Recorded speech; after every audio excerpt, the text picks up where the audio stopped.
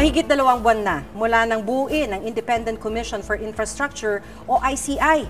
May napanagot na ba sa mga di umano'y sangkot sa katiwalian sa mga flood control projects? Nito lang November 21, nag-issue ang Sandigan Bayan ng warrant of arrest laban kay dating Ako Bicol Party List Representative Zaldico at 17 iba pa.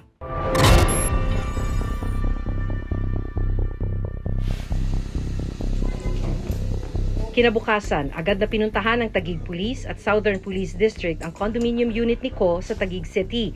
Bit-bit ang warrant of arrest. Para sa mga kasong malversation of public funds through falsification of public documents at 2 counts of graft para sa umunoy substandard na flood control project sa Nauhan Oriental, Mindoro. Pero mga tauhan lang daw ni Ko ang naabutan ng mga otoridad.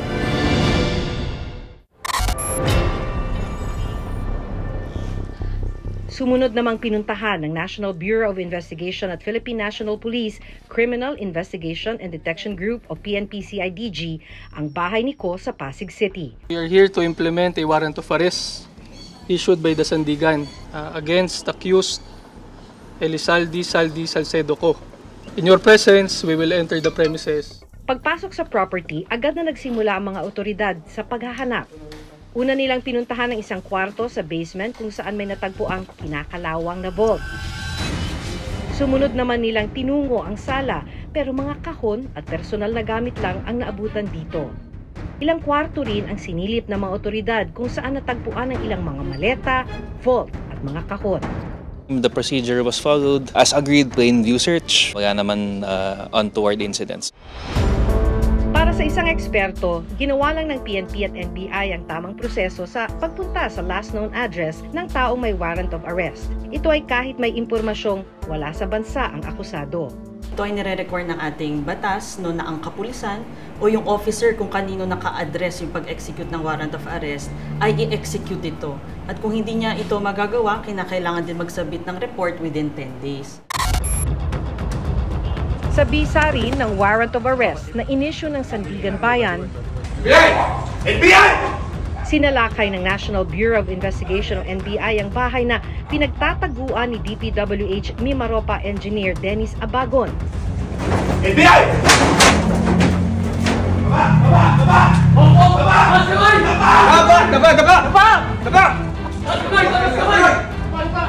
Ilaw! Off! Positive! Ano pangalan mo? Positive! Tayo! Isa rin si Abagon sa mga isinasangkot sa maanumalyang flood control project sa Nauhan Oriental, Mindoro. Sinampahan siya ng kasong paglabag sa Anti-Graft Corrupt and Practices Act at malversation of public funds. Dahil sa di umano'y substandard road dike project na nagkakahalaga ng 289 million pesos. Arestado rin ang 8 iba pang sangkot sa anomalya. Ito ang listahan ng mga akusado sa di umano'y maanumalyang flood control project sa Nauhan Oriental, Mindoro. Nangunguna sa listahang ito si dating Congressman Zaldico. Kapwa niya akusado ang mga opisyal ng construction company na SunWest Inc. at mga opisyal ng DPWH Mimaropa. Halos kalahati sa listahang ito, pinaghahanap pa rin. Panawagan naman ng Department of Interior and Local Government o DILG. Surrender to the nearest authorities. If we go on a manhunt after you, we cannot guarantee the results. For the sake of your families, for the sake of the country, surrender immediately. Hinihintay na rin ng DILG ang paglabas ng red notice laban kay Zaldico. Bine-verify pa namin. We believe he's traveling with another passport. We do not know if he's using another name. Para sa bawat Pilipino, alam ko na buo ang galit ninyo sa akin ngayon. Pero nauna nang naglabas ng pahayag si Ko sa social media. November 15, naglabas siya ng ilang larawan ng mga maleta na di umano'y naglalaman ng pera. Ayon pa kay Ko, siya mismo ang nag-deliver ng mga maleta sa bahay ni Pangulong Bongbong Marcos at kay former House Speaker Martin Romualdez. Ako mismo ang nagbigay ng pera, kasama ang aking driver at mga tauhan. At lahat ito ay base sa direktang utos ni Speaker Martin Romualdez. Pero giit niya, Wala pong perang napunta sa akin. Lahat po ng insertion napunta sa ating Pangulo at Speaker Martin Romualdez. Pero mariing itinanggi ni Pangulong Marcos at ni Romualdez ang mga akusasyon ni Ko. I don't want to even dignify what you said.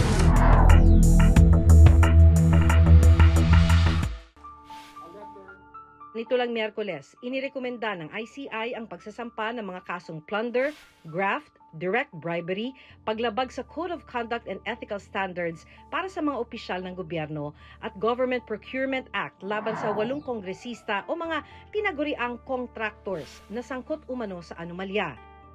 Tinawag silang contractors dahil nagmamay-ari o may kaugnayan sila umano sa mga construction companies na nakakuha ng kontrata mula sa gobyerno, habang sila ay nasa posisyon bilang mambabatas. Ayon sa ICI, sangkot ang 8 sa humigit kumulang 1,300 na maanomalyang infrastructure projects mula 2016 hanggang 2024. This congressman should not be engaging in private business activities that conflict with their official duties. They should not influence bids and awards. Dapat mahinto na itong kultura nagpapakontrata sa Kongreso. Pinakakasuhan din ng ICI at DPWH sina dating House Speaker Martin Romualdez at Zaldico ng patong-patong na kaso ng plunder, graft at direct bribery sa Ombudsman. Speaker Martin Romualdez, siya ang naging speaker from 2022 to 2025. Si former Congressman Zaldico ang napili na Committee on Appropriations Chairman. Sinasabi nung referendum na to ay dun sa relationship na yon nangyari itong mga iba't ibang kontratang ito. Nagsumite tayo ng facts at mga dokumento. Siyempre, importante yung mga ongoing investigations na ito para mapanagot yung mga may kinalaman sa corruption regarding dito sa flood control. Bukod sa criminal, maaari din silang makasuhan ng administratibo, meaning hindi na sila pwedeng mag-run for public office. Nito lang Biyernes, ibinalik ni dismissed Bulacan 1st District Engineer Henry Alcantara sa gobyerno ang halos 110 million pesos. Sabi ng DOJ, ito raw ang unang installment ni Alcantara para sa restitution matapos umanong makakuha ng higit 300 million pesos mula sa Flood Control Fund.